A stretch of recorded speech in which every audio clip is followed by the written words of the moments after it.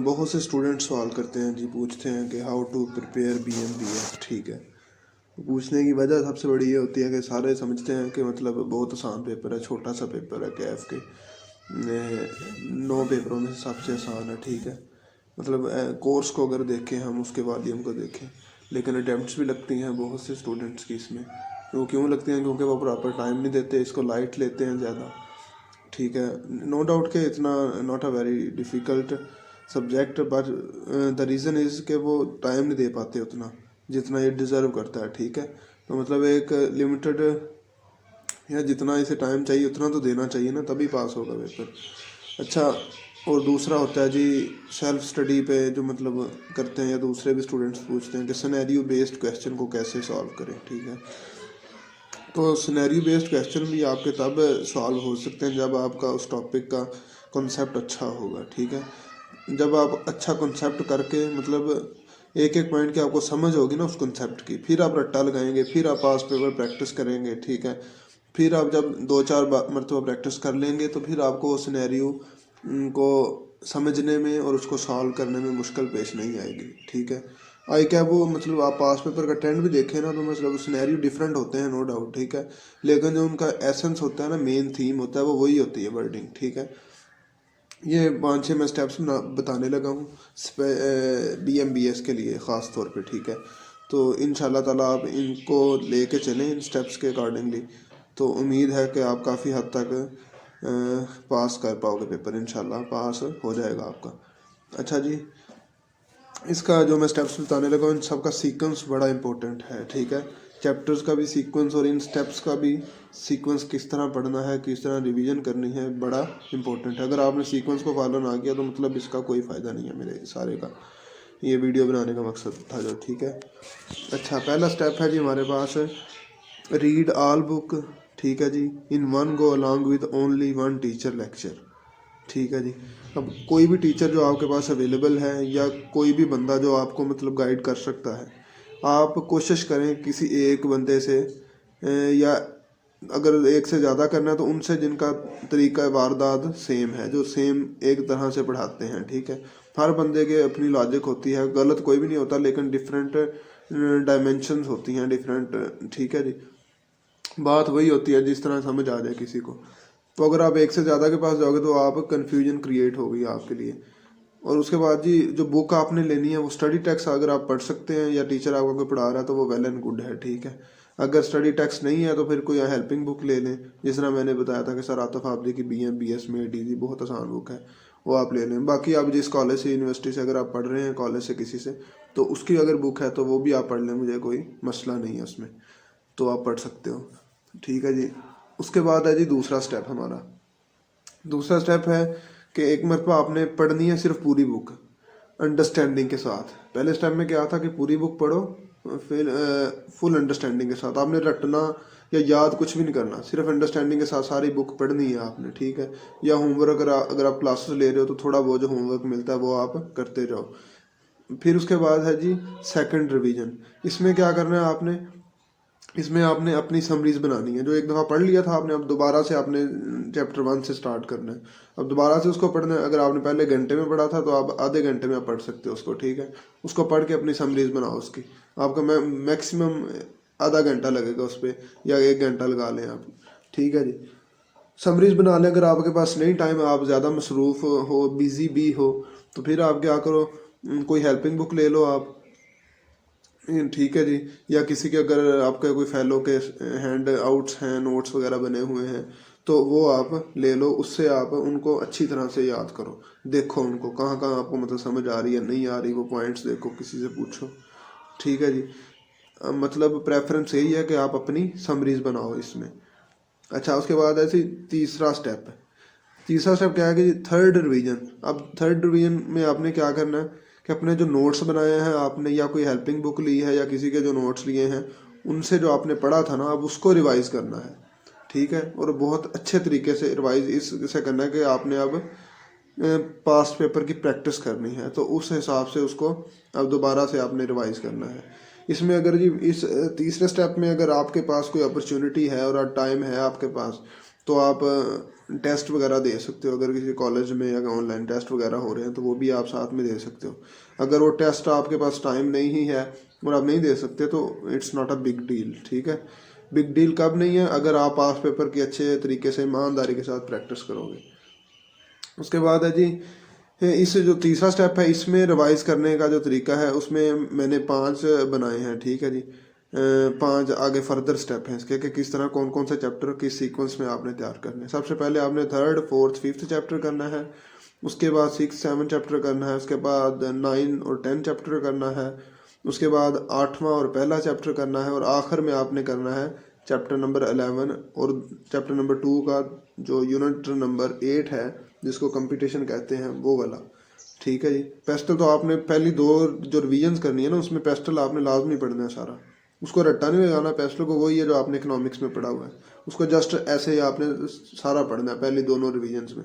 लेकिन तीसरी रिवीजन में आप उसको मतलब जस्ट एवं रीड कर सकते हो, बाकी आपने फोकस करना है यूनिट 8 पे, चैप्टर नंबर 2 के कंपटीशन पे।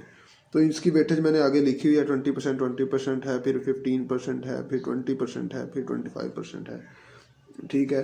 आपने इस तरह करना है। उसके बाद है जी 4th स्टेप, इसमें आपने दोबारा फिर ये एज मतलब सिमिलर है स्टेप नंबर 3 से, उसी तरह आपने रिवाइज करना है, पास पेपर की प्रैक्टिस भी करनी है इसमें, लेकिन इसमें आपका सीक्वेंस थोड़ा सा चेंज हो जाएगा, ठीक है जी। इसमें आपने सबसे पहले चैप्टर नंबर 1 करना है, उसके बाद चैप्टर नंबर आपने 11 कर लो या 6 कर लो, फिर 7 कर लो, फिर 11, जिस तरह आपको मुनासिब लगे। ये 4 चैप्टर आपने पहले करने हैं क्योंकि ये 4 चैप्टर अप्रॉक्सीमेटली 50% या उससे ज़्यादा कवर करते हैं पेपर को, ठीक है जी।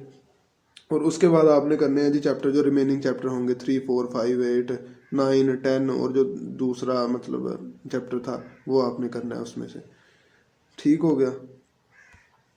अच्छा, ये मतलब ख़ास तौर पे मैं ये बता दूं थोड़ा सा, ये चैप्टर नंबर 1 और 2 का ये एक मतलब आप समझ लें कि एक पेयर है इन दोनों का, ठीक है। इनमें से एक दोनों में से एक क्वेश्चन आता है, या जो क्वेश्चन आता है उनके पार्ट होते हैं चैप्टर नंबर 1 और 2 का होगा।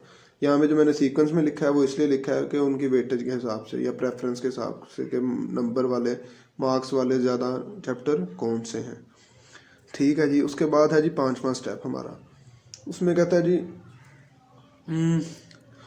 You should complete all above steps at least 1 month before exams.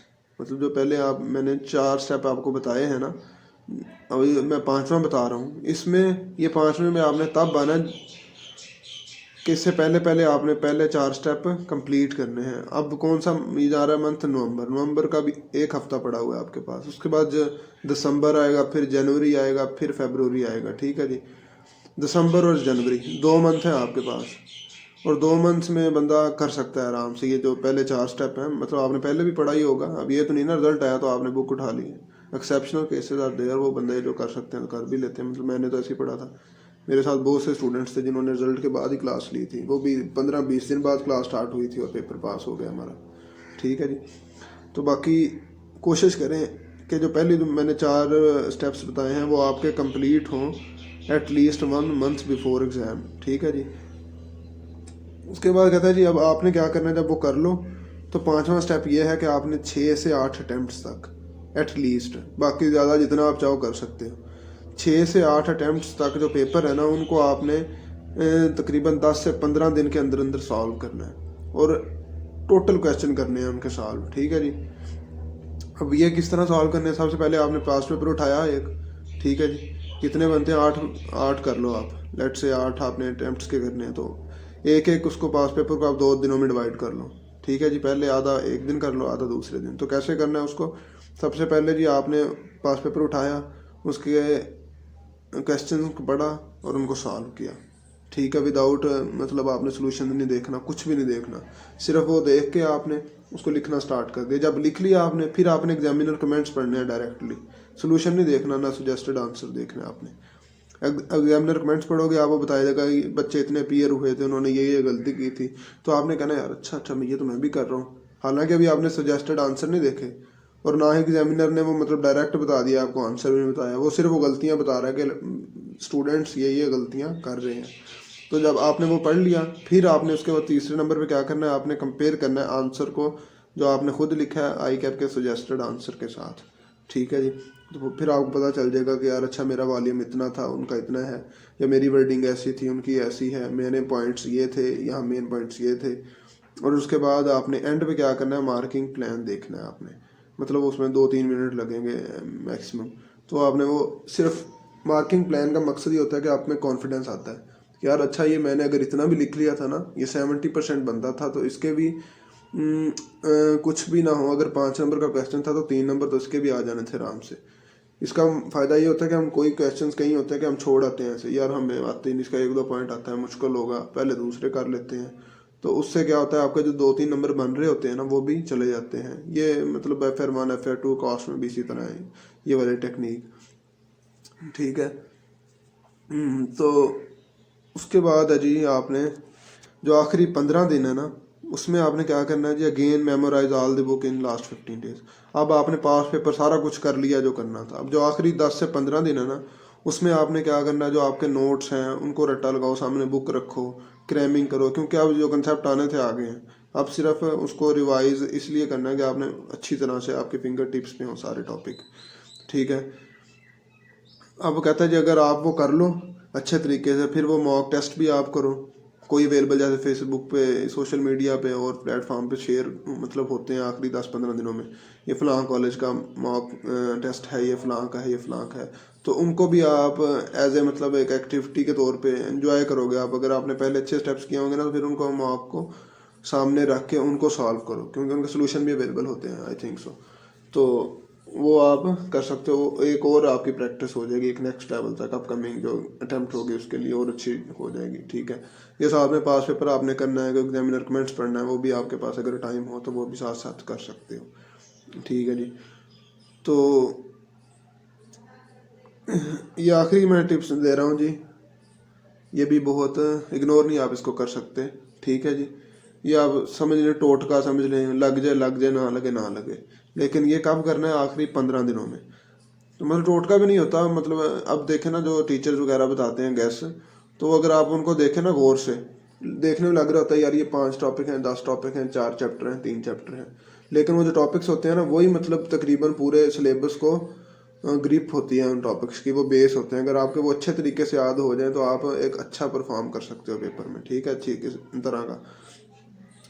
इसमें आपने क्या करना है जी, सोशल मीडिया पे सर अतीक शेख हैं, सर आतिफ आबदी हैं, सर आना नवीद हैं, और भी जितने भी कराची के टीचर्स, इस्लामाबाद के टीचर्स हैं, सब के ना वो एक गैस बना के अपना देते हैं कि एज पर आई कैप हिस्ट्री के मतलब ये वाले टॉपिक्स आई कैप ने मतलब चेक कर लिए हैं, टेस्ट कर लिए हैं, तो मतलब लगता है कि इस अटेम्प्ट में हो सकता है। वो कोई डेफिनेट नहीं होता ना, मैं रिस्क ले रहा हूँ यहाँ पे कि मैं आपको कहूँ जी वो आपने करना है। वो सिर्फ इसलिए करना है कि वो वाले जो टॉपिक्स बताएंगे या चैप्टर बताएंगे उनको आपने ज़रा अच्छे तरीके से करके जाना है, ठीक है जी। और ये वाला जो गैस होता है ये पेपर की रात तक 10-11 बजे तक, सुबह पेपर है आपका, रात 10-11 बजे तक ये इसके मतलब कोई भी बंदा भेजता है आपको, ये टॉपिक कर लो, ये टॉपिक, वो आपने करने हैं, क्योंकि उस वक्त रिस्क नहीं होता। वो क्योंकि आपने सारा पिछला याद किया होता है अच्छे तरीके से, ठीक है जी। ये बस थोड़ा सा मैं समझा रहा था जी आपको, ये 6 स्टेप्स हैं। इंशाल्लाह मुझे उम्मीद है कि अगर आप इन पे अच्छी तरह से करें ना, तो आपका काम बन सकता है। और एक बात और कि अगर आपके पास टाइम नहीं है, जो मैंने बताया आपको ये रिवीजन में, ठीक है जी, जो 5वां स्टेप है कि पास पेपर करने हैं, किस तरह करने हैं, उसमें पास पेपर में आपने क्या करना है, या रिवीजन अगर आप पास पेपर की करो, तो मतलब आप अगर देख रहे हो कि यार में बड़ा टाइम लग रहा है ऐसे वैसे, तो फिर आप क्या करो, मेन पॉइंट्स लिख लो आप।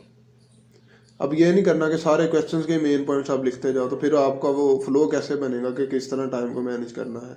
तो मतलब ठीक है, कोई बीच में एक आध क्वेश्चन को आप ऐसे करो जी, मेन पॉइंट्स लिख लो उसके आंसर के, तो बाकी अपने दिमाग में आप सोच लो कि अच्छा यार इसका ये सोल्यूशन बनता होगा, फिर उसके सजेस्टेड आंसर एज पर जैसे मैंने बताया इस तरह देख लो आप उसको, ठीक है। तो इंशाल्लाह ताला आप पास हो जाओगे, अल्लाह करम करेगा, ठीक है जी। इजाज़त है मुझे, अस्सलाम वालेकुम।